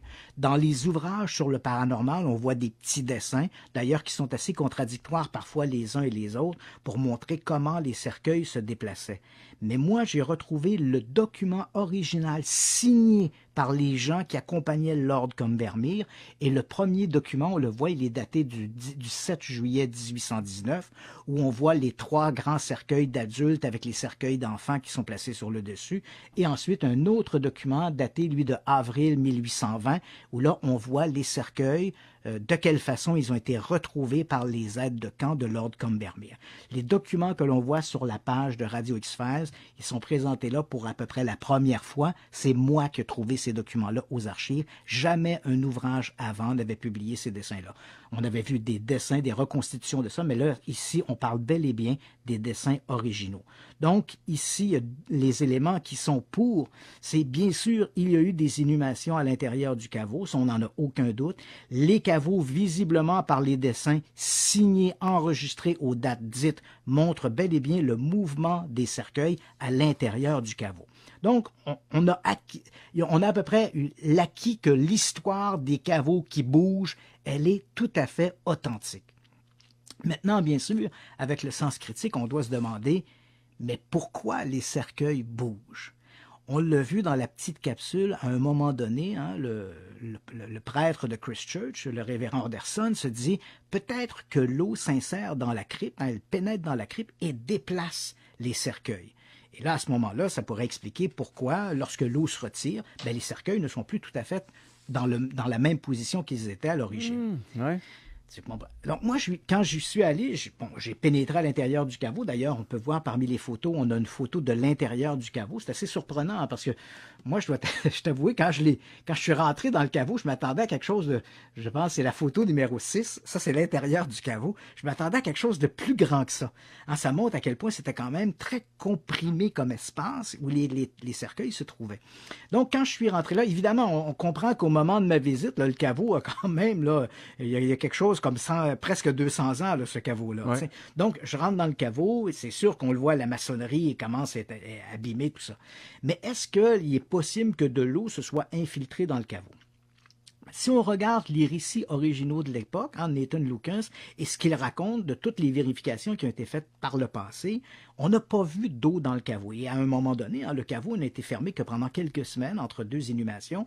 Donc, difficile d'imaginer que de l'eau aurait pu entrer dans le caveau, aurait pu déplacer les cercueils, se retirer sans laisser de traces. Il faut également se rappeler aussi que quand moi j'y suis allé, j'ai pris les mesures, il faut savoir que le caveau de Chase, en réalité, se trouve à peu près à 1 kilomètre, si on part de la baie d'Oystin, donc le cimetière de Christchurch se trouve à peu près à 1 kilomètre à l'intérieur des terres et à peu près à 250 mètres de hauteur hein, par rapport au niveau de la mer. Donc l'idée qu'avec l'océan, l'eau aurait pu s'infiltrer dans le caveau. Il est beaucoup trop haut, beaucoup trop loin à l'intérieur des terres pour imaginer une infiltration de ce genre. Est-ce que de l'eau venant de sources souterraines aurait pu pénétrer dans le caveau? On n'en a jamais trouvé la trace. Est-ce que, bon, il y a l'histoire à un moment donné, là, on dit que le gouverneur a fait mettre du sable dans le fond du caveau et que lorsqu'on a réouvert le caveau, ben, le sable était demeuré intact. Il faut savoir que ce détail-là n'est pas dans le récit original de Nathan Lucas. Il apparaît plus tardivement. Est-ce que cet événement-là a réellement eu lieu? Je ne pourrais pas le jurer. Mais une chose est certaine, il est difficile de croire qu'à chaque fois où on a ouvert le caveau, et comme je l'ai mentionné, parfois c'est quelques semaines seulement qui a séparé des inhumations, qu'on n'ait trouvé aucune trace de moisissure, qu'on n'ait pas trouvé d'eau à l'intérieur du caveau. L'hypothèse de l'eau me semble très improbable.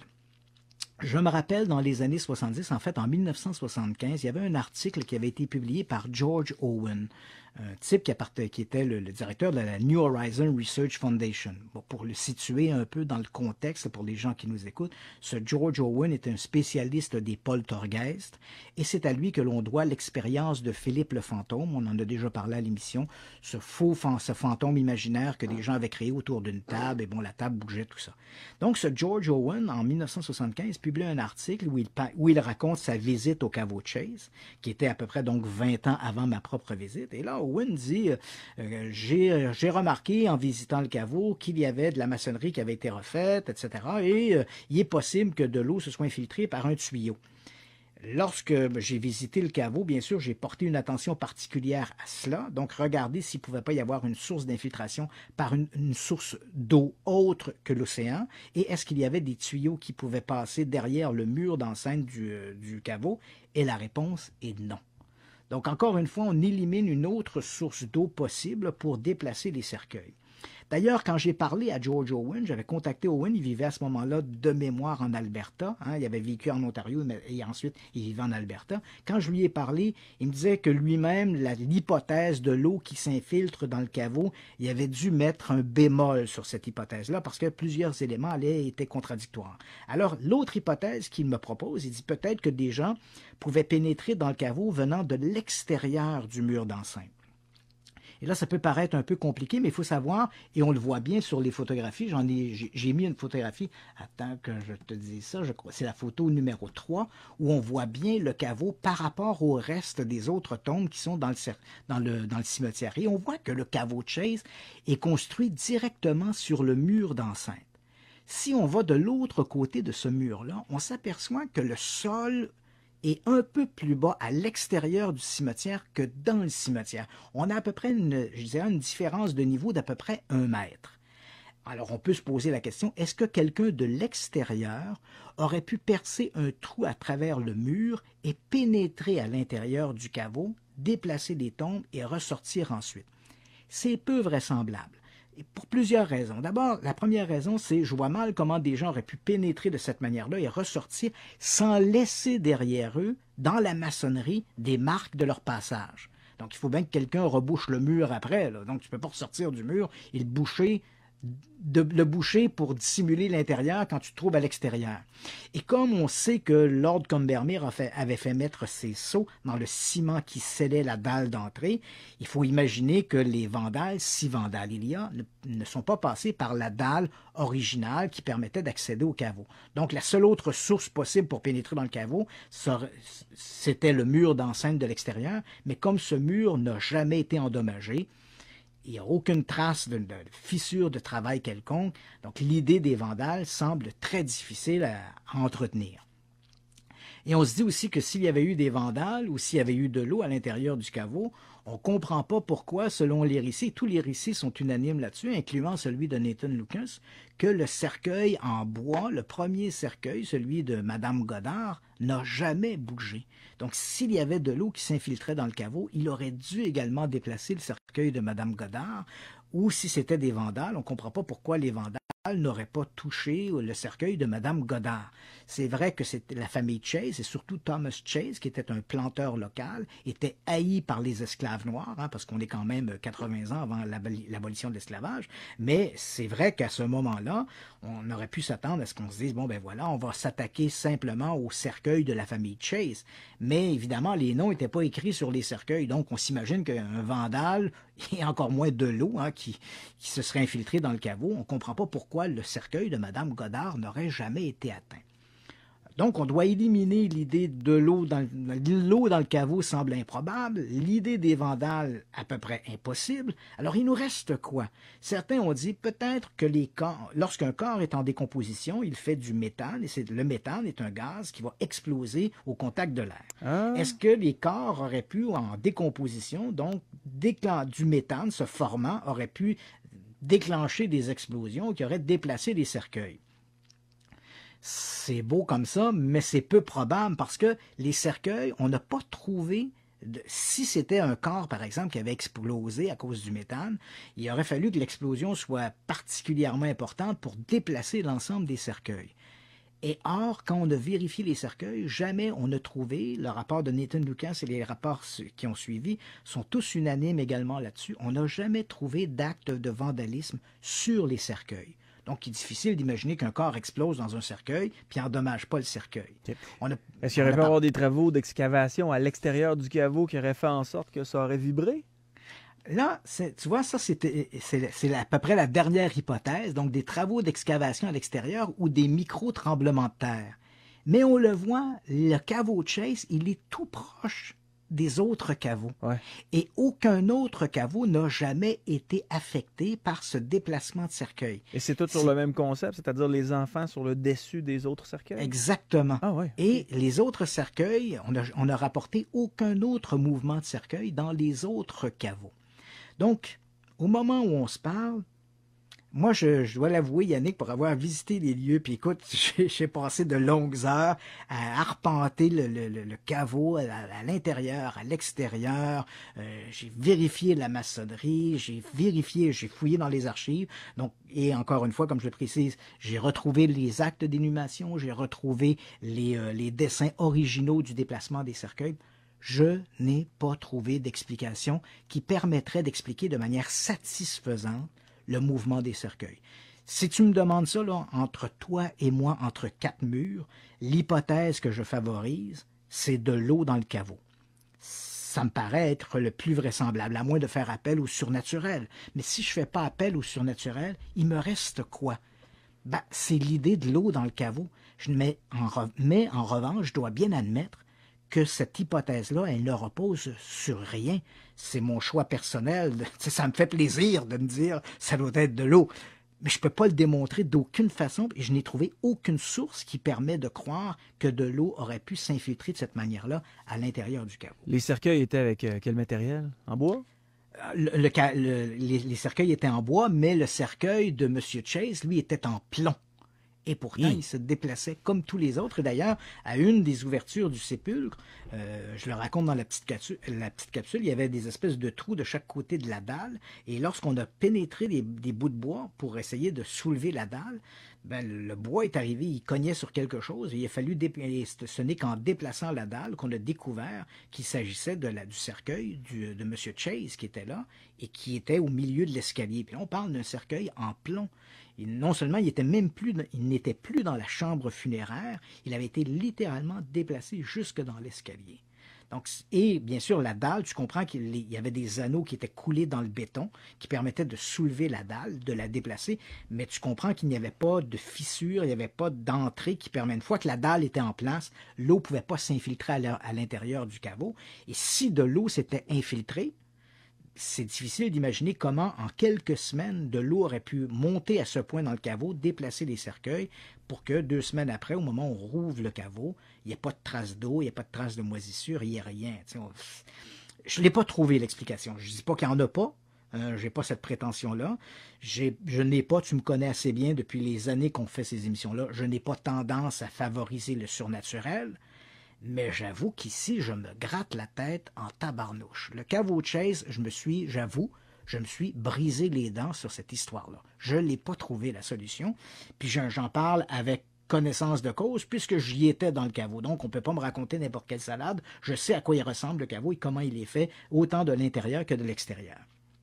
Il y a quand même une petite anecdote que je dois te raconter à ce sujet-là. Je te parlais tantôt on a entretenu l'hypothèse que peut-être qu'il n'y avait pas de cercueil qui avait été placé dans le caveau. Et ça, c'est une hypothèse qui a été particulièrement entretenue par Joseph Nichols, une des grosses pointures de l'Association sceptique américaine. Puis je ne jette pas le bébé avec l'eau du bain, là, je le dis bien, Joseph Nichols, il fait quand même du bon travail. Mais dans le cas du caveau de Chase, j'avais lu son récit, j'avais lu un peu l'analyse qu'il en avait fait. Quand je suis arrivé sur place, je me suis aperçu qu'il y avait énormément d'erreurs, à la fois dans son descriptif, mais également de la façon dont il raconte que le caveau existe, où il est placé, comment il est situé. D'ailleurs, le caveau, il est situé presque dès que tu entres dans le cimetière de Christchurch, tu tournes à droite. Je pense que c'est le 3e caveau là, que tu rencontres. Et toute la description que Joseph Nichols faisait du caveau, c'était un peu off, comme on dit. En 2002, je tombe sur j'assiste à un congrès sur les ovnis qui se tient à Rochester, dans l'État de New York, et je tombe nez à nez avec Joseph Nichols. Et là, je sais qu'il y a peut-être des sceptiques qui nous écoutent, puis ils vont dire « Ah, tabarnouche, c'est pas le fun, ça, mais... » Je tombe nez à nez avec Joseph Nichols, et là, je lui dis, vous savez, on commence à parler de l'histoire du caveau de Chase, et lui, l'hypothèse qu'entretenait Joseph Nichols, c'était de dire, il était convaincu qu'il n'y avait jamais eu de cercueil à l'intérieur du caveau, et il disait que cette histoire-là avait été inventée par des francs-maçons. Et l'hypothèse qu'il développe, c'est que dans le récit que Nathan Lucas fait de ces événements-là, le premier récit donc écrit de ces événements-là, Joseph Nichols isole des mots. Il dit, c'est drôle, il y a des mots genre caveau, pierre, gouverneur, des mots qu'on retrouve dans une espèce de discours franc-maçonnique. Alors il dit, c'est peut-être une histoire tout à fait inventée par une communauté de francs-maçons à la Barbade pour effrayer les populations noires et superstitieuses. Je trouve que c'est un peu tiré par les cheveux, et j'ai découvert par la suite que Joseph Nichols les aime beaucoup, les francs-maçons. Dès qu'ils se trouvent en présence d'une énigme qu'ils n'expliquent pas, c'est des francs-maçons. Donc les francs-maçons, c'est le caveau de Chase. Les francs-maçons sont derrière également le Money Pit, à Oak Island, dont on a déjà parlé. En fait, les francs-maçons sont toujours l'explication que quand lui en trouve pas une, ça devient des francs-maçons. Donc, on parle de ça, je lui dis qu'à mon avis, son histoire de franc-maçon est complètement loufoque. Et je lui dis également que j'ai trouvé les actes d'inhumation. Donc, les gens, il y a bel et bien eu des inhumations dans le caveau de Chase. Et là, écoute, Joseph Nichols m'avoue que lui n'a jamais mis les pieds à la Barbade, que tout son travail d'investigation repose essentiellement sur un contact qu'il avait à la Barbade, qui lui a dit qu'il avait fait des recherches aux archives, qui lui a dit qu'il n'avait pas trouvé d'acte d'inhumation, qui lui a dit, bref, qui lui a dit ceci, qui lui a dit cela. Et quand je dis à Joseph Nichols, je dis, visiblement, ce travail-là a été mal fait parce qu'il m'a fallu à moi, à peu près avec les archivistes locaux, lorsqu'on est arrivé, puis on a commencé à feuilleter les documents qui dataient de l'époque, donc 1820, à peu près des actes d'inhumation, il nous a fallu, écoute Yannick, peut-être une demi-heure au maximum pour trouver finalement le registre qui contenait les actes d'inhumation. Et quand je dis à Nichols que son conseiller ou son aide de camp qui se trouvait à la Barbade avait visiblement fait un peu les coins ronds, Joseph Nichols m'a dit « j'en ai rien à cirer ». Oh. Et ça m'a énormément déçu. Encore une fois, je le dis, il fait un bon travail. Il a écrit notamment un livre sur Investigating Ghosts, enquêter sur les histoires de fantômes ou la science des fantômes, un truc semblant, qui est très, très bien. Il fait vraiment un bon travail. Mais quand il me dit comme ça, candidement, je lui dis, on a les actes d'inhumation. J'ai trouvé également les dessins originaux qui montrent que les cercueils se déplaçaient. Et là, qui me dit comme ça, avec une espèce de sourire un peu narquois, j'en ai rien à cirer. Ça me fait perdre un peu l'estime que j'avais du bonhomme en question. Mais bon, bref, tout ça pour te dire que l'énigme du caveau Chase, je ne l'ai pas résolue. Donc, dans mon livre, là, ça fait check dans la petite boîte. Là, celui-là, je ne le sais pas encore. C'est sûr qu'il y a eu d'autres histoires semblables. Il y en a une notamment qui a été rapportée en mer Baltique aux alentours de 1844-1845. On a raconté une histoire également de caveaux où des cercueils se déplaçaient.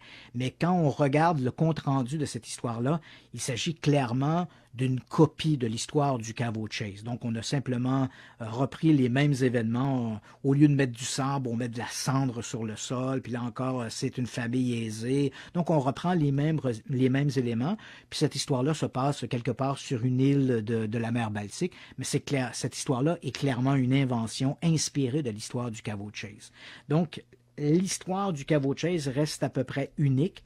Et à défaut, puis c'est sûr que c'est un événement qui date quand même de 200 ans. Là. Donc, avec les années qui s'écoulent, la possibilité de trouver éventuellement un document qui aurait échappé aux archivistes, qui aurait échappé aux historiens, qui permettrait de trouver une solution logique. Parce que bien sûr, si tu fais intervenir le surnaturel, tout est possible avec le surnaturel.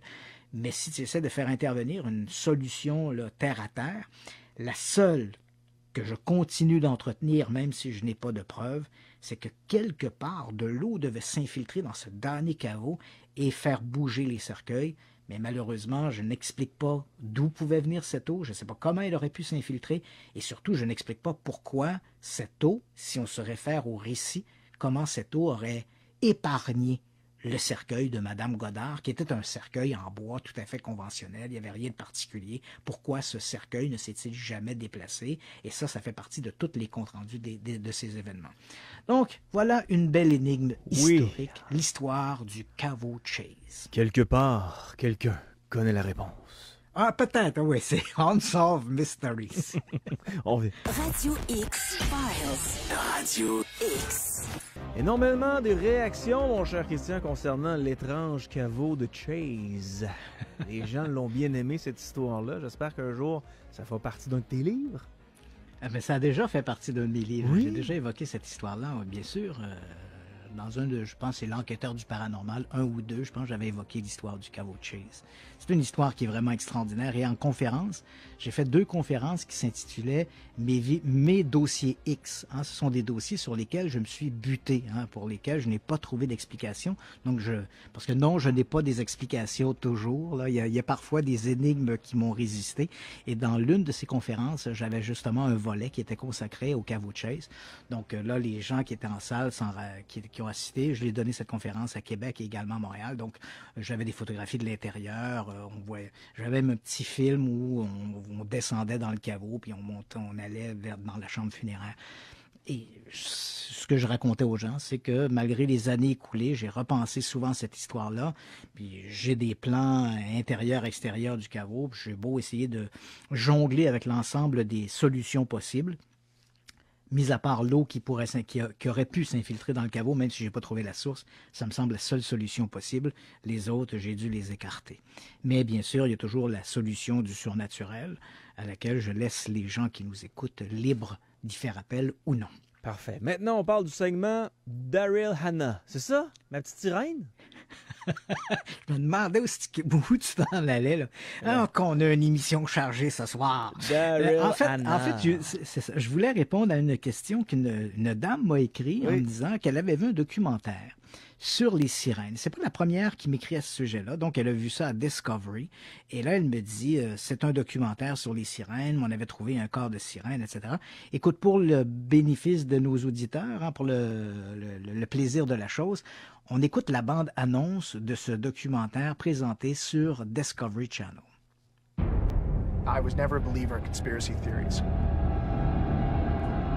But what we were looking at was a mermaid.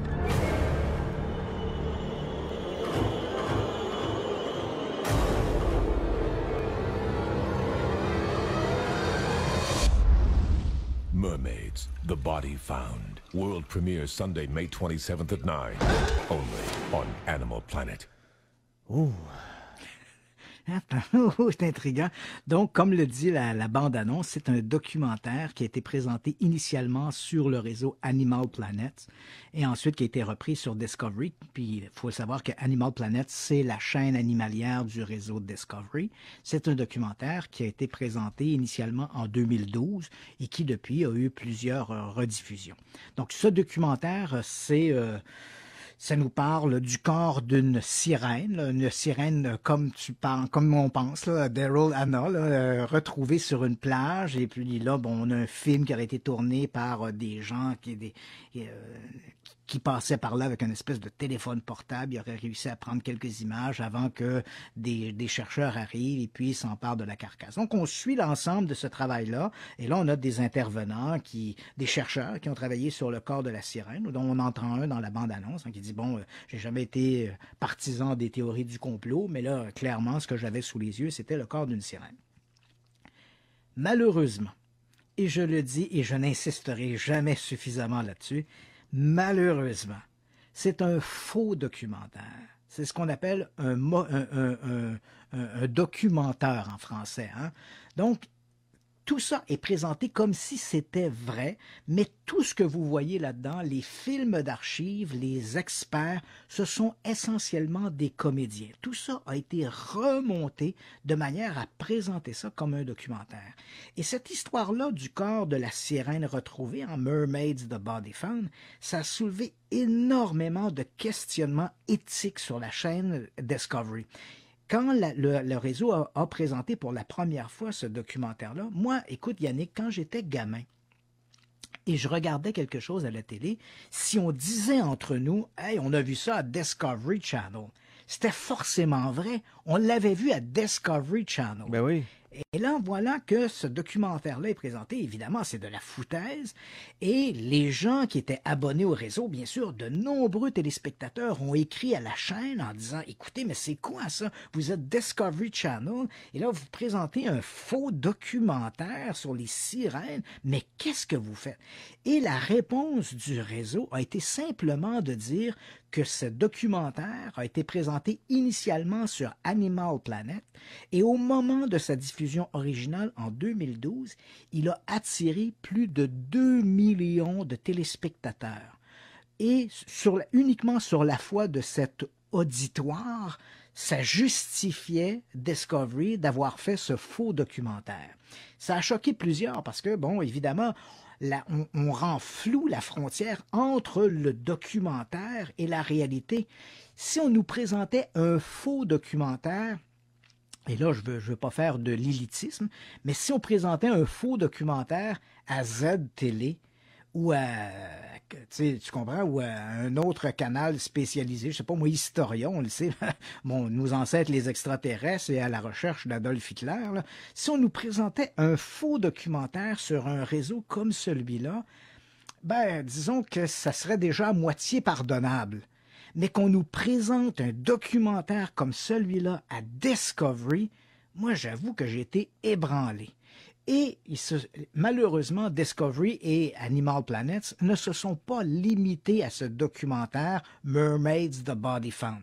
L'auditoire a été tellement important avec la diffusion de ce premier documentaire qu'on a récidivé l'année suivante avec un autre documentaire, faux documentaire bien sûr, dans le même genre, qui s'appelait Mermaids, The New Evidence, où là encore on reprenait l'histoire et là il y avait un type d'un sous-marin qui avait filmé la main de la mermaid sur l'un des hublots du sous-marin. Et là on en rajoute, après ça, 1 an plus tard on fait Mégalodon. The Monster Shark Lives, le mégalodon bien connu là, des auditeurs probablement depuis 2 ou 3 ans, depuis la sortie du film Meg avec Jason Statham. Donc c'est l'ancêtre du requin blanc, mais tu sais, qui faisait un truc comme 40 mètres de long, là, une espèce de monstre épouvantable. Donc, on nous présente un documentaire en nous disant, voilà, le mégalodon serait encore vivant aujourd'hui. Et là, on nous montre encore là des experts, des faux films, des photos truquées, tout ça pour étayer l'hypothèse que le mégalodon aurait survécu depuis la préhistoire et serait encore présent dans nos océans. Et on y va également avec un autre faux documentaire l'année suivante, Shark of Darkness, Rat of Submarine, le requin de l'ombre et la vengeance de sous-marin. Et sous-marin, c'est le nom du requin parce qu'il est gros comme un sous-marin au large de l'Afrique. C'est un faux documentaire. Jusque-là, tu dis, bon, on commence à s'y faire. Discovery nous montre des faux documentaires, c'est un peu poche, mais bon, on comprend, c'est l'auditoire, puis bon, une fois que tu as franchi la marge, ben là, tu dis, on peut s'attendre à tout. Là où c'est plus attristant, Discovery, toujours dans la même foulée des faux documentaires, on nous présente un documentaire qui s'appelait Russian Yeti, The Killer Lives. Le Yeti russe, le tueur vit toujours. Oui. Et ce documentaire-là, écoute, c'est à la fois un mélange. On a pris une vraie histoire, et on en a déjà parlé à l'émission, une histoire qui est fascinante, qui est l'histoire du col Dyatlov. Ce sont ces randonneurs, ces 9 randonneurs qui ont trouvé la mort en février 1959 et qui sont morts dans des conditions assez extraordinaires. Et on en a encore parlé il y a quelques semaines parce que les autorités russes avaient rouvert l'enquête après 60 ans et eux sont arrivés à la conclusion que les jeunes avaient fui comme ça leur tente parce qu'ils ou bien ils avaient été balayés par une coulée de neige ou parce qu'ils avaient cru une avalanche imminente. Mais bref, c'est une histoire tout à fait extraordinaire. Et dans ce documentaire, Russian Yeti, The Killer Lives, là, il y a des victimes. Quand même, ces 9 randonneurs, c'est des gens vivants. Ils avaient de la famille. Il y a encore, probablement que certains d'entre eux ont encore de la famille en Russie. Et là, on nous raconte que ces gens-là auraient été tués par un Yeti. Ils auraient été attaqués par un Yeti. Et là, on nous mélange des photos, des éléments vrais, des éléments faux. Là, j'avoue que sur le plan éthique, c'est déjà un faux documentaire à Discovery. On pouvait se questionner sur l'éthique. Mais là, un faux documentaire à Discovery qui mélange des éléments vrais, des faux éléments, et dans lesquels événements il y a eu de véritables victimes. Là, écoute, on n'est pas loin du fond du tonneau. Donc, non, Discovery, avec ses documentaires sur les sirènes, ce n'était pas la réalité, mais des faux documentaires. Des documentaires, et je peux te prédire qu'au cours des prochaines années, il y en aura de plus en plus de ces faux documentaires. Daryl Hannah dans Splash, mon premier fantasme. Ah, moi tu vois, c'était Ten avec Bauderec. Au moins, c'était des êtres humains. Ah oui. Ouais. Suggestion de cadeau de Noël en terminant, cher ami? Écoute, il nous reste quelques minutes et je sais qu'il nous reste à peu près 2 semaines avant Noël et comme beaucoup de gens vont probablement magasiner leurs achats de Noël en ligne, je me suis dit on va prendre quelques minutes de l'émission pour souligner de mon côté, quelques livres qui ont été publiés cette année et qui, à mon avis, méritent le détour. Donc, si vous nous écoutez et que vous avez envie d'offrir de la lecture à vos proches ou aux amis, je vous donne quelques choix de lecture. À mon avis, en 2020, le meilleur livre qui a été publié en français, c'est Les ovnis au Québec par Christian Page. Alors, soyez nombreux. Donc, c'est mon premier choix. Mais bon, trêve de plaisanterie, il y en a quand même d'autres ouvrages très importants qui ont été publiés cette année. Et donc, il y en a un qui s'intitule « Hantises et apparitions » qui a été écrit par Mallory Clément, qu'on a déjà reçu à l'émission. Un enquêteur témoin, je l'ai devant moi.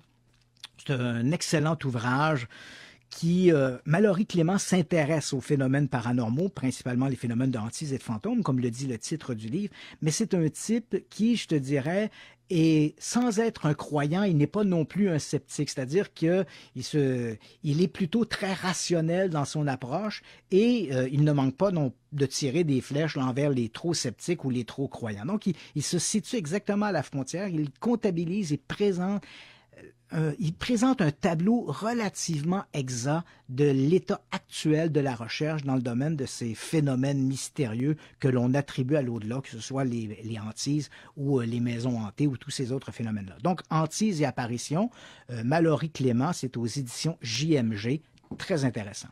Autre ouvrage très important, à mon avis, que les gens devraient se procurer avant de dire n'importe quelle bêtise. Il a été écrit par Hervé Gagnon, qui est un bon ami à moi, qui est un auteur québécois. Il a écrit un livre qui s'intitule « La franc-maçonnerie en 25 questions ». C'est aux éditions Les Heures Bleues. C'est un petit ouvrage, Yannick, très, très beau, belle photographie couleur, beau papier glacé. C'est une toute petite planchette, 25 questions à propos des francs-maçons, avec des réponses claires et simples. Et je pense que tous les gens qui s'intéressent de près ou de loin à ce phénomène des francs-maçons doivent se procurer cet ouvrage-là. Il répond de façon succincte aux grandes théories du complot qu'on peut se poser à propos des francs-maçons. C'est clair, c'est beau, c'est bien présenté, beau papier glacé, et ça nous donne une bonne idée de ce qu'est vraiment la franc-maçonnerie. Donc, encore une fois, Hervé Gagnon qui est bien connu au Québec pour des polars. Il écrit des polars historiques. Hein. Il en a écrit un d'ailleurs. On s'était rencontrés parce que, je pense que notre première rencontre, c'était suite à la sortie d'un de ses romans historiques dont la trame tournait autour de Jack l'Éventreur. Donc, Hervé Gagnon, La franc-maçonnerie en 25 questions, c'est aux Heures Bleues. Vraiment, ça vaut le détour si les sociétés secrètes vous intéressent. C'est une façon simple d'aborder la question de la franc-maçonnerie.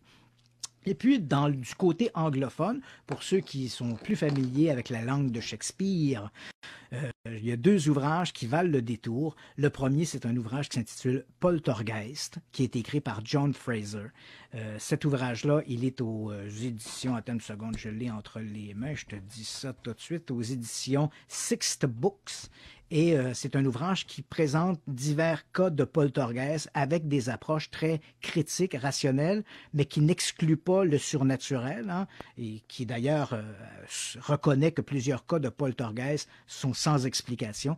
Donc vraiment, et à mon avis, dans les phénomènes dits de hantise, maison hantée, je pense, et je l'ai souvent répété, que les phénomènes de poltergeist sont probablement les plus intrigants. Et John Fraser présente un excellent tableau des phénomènes de poltergeist. Donc cette fois-là, malheureusement, essentiellement en anglais, Poltergeist, John Fraser. Et on termine avec The Ghost Studies. The Ghost Studies, dernier ouvrage, Brandon Marsuello. C'est aux éditions, attends une petite seconde que je te dis ça, chez Carrier Press. C'est disponible évidemment en ligne sur Amazon, tout ça. Ça s'appelle The Ghost Studies. Et l'auteur trace un tableau à la fois historique et actuel des phénomènes de fantômes, quelles sont les différentes approches proposées par les chercheurs en parapsychologie, quelles sont les études qui ont été menées sur ces phénomènes-là, et quels sont les phénomènes naturels qui pourraient expliquer un certain nombre de phénomènes de hantise, comme, et on en a déjà parlé à l'émission, ces fameuses terreurs nocturnes, les paralysies du sommeil, donc toutes sortes de phénomènes naturels, mal compris ou peu compris par les gens et qui nous amènent peut-être à déborder du côté du surnaturel, alors qu'il existe peut-être des explications rationnelles. Mais encore une fois, l'auteur le rappelle, ça n'explique pas tout. Donc, il faut prendre toujours ces récits-là avec une certaine prudence et essayer de sous-peser le pour et le contre, comme on essaie de le faire dans l'émission. Donc, The Ghost Studies de Brandon Massulo. J'ai mis tes suggestions sur la page Facebook de Radio X-Files. De belles idées cadeaux. Ben, j'espère. Surtout OVNI au Québec de Christian Page, ça c'est vraiment très très excellent. Ah ouais, tu l'as lu? Oui. Oui, c'est très très bien. On revient tout de suite. Radio X-Files. Radio X. Radio X-Files avec Christian Page et Marceau. Radio X. 19h52, la semaine prochaine, ce sera déjà la dernière émission de Radio X-Files pour l'année 2020. Oh, tu vas me manquer pendant le temps des fêtes. Tu vas me tirer une petite larme. Je pense que je vais réécouter les podcasts qui sont disponibles sur la page Facebook Radio X-Files juste pour penser à toi. Bon. Écoute, je regardais les commentaires des gens. Je pense que ça a été une bonne idée de mettre les photos du caveau de Chase. Je vois que ça a suscité beaucoup d'intérêt de voir les photos parce que les gens peuvent suivre un peu l'histoire en regardant les images. Et il y a une dame qui m'écrit en me disant, si le caveau est toujours là, est-ce qu'on peut voir, on pourrait regarder si l'eau s'infiltre dans le caveau? Évidemment, on pourrait faire ça, mais comme le caveau, il n'y a plus de dalles qui le protègent, donc son entrée est ouverte aux intempéries. Donc évidemment, quand il pleut, l'eau entre dans le caveau et il est tellement endommagé. Écoute, Yannick, aujourd'hui, là, si tu voyais le caveau, là, moi, les photos, on voit les piliers qui sont autour. Il y a comme des espèces de petites fenêtres, petites fenêtres là, sur le fronton du caveau.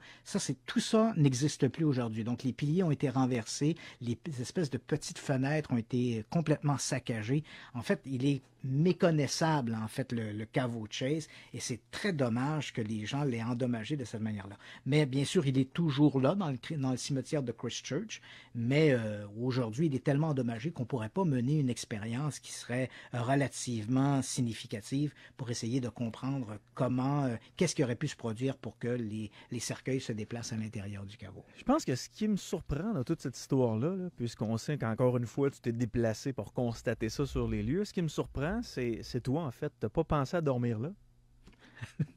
Non. Parce que d'habitude, ce serait ton genre. Oui, effectivement, non, j'ai pas pensé de dormir dans le caveau de Chase.